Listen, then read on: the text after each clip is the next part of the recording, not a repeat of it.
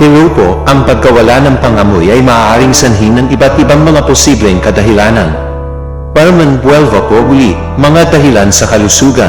Una, sinusitis o pamamaga ng mga sinus.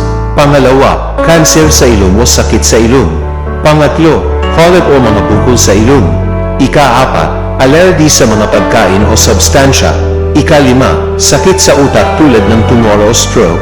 Mga dahilan sa pang-araw-araw. Una, pag-inom ng mga gamot na nagdudulot ng pagkawala ng pangamoy. Pangalawa, pagkain ng mga pagkain na mayaman sa kemikal. Pangatlo, impeksyon sa ilong o mga sinus. Ika-apat, trauma sa ilong. Mga paraan upang maiwasan ang pagkawala ng pangamoy. Una, magpahinga ng sapat upang maiwasan ang pagod. Pangalawa, kumain ng masustansyang pagkain. Pangatlo, mag-inom ng sapat na tubig.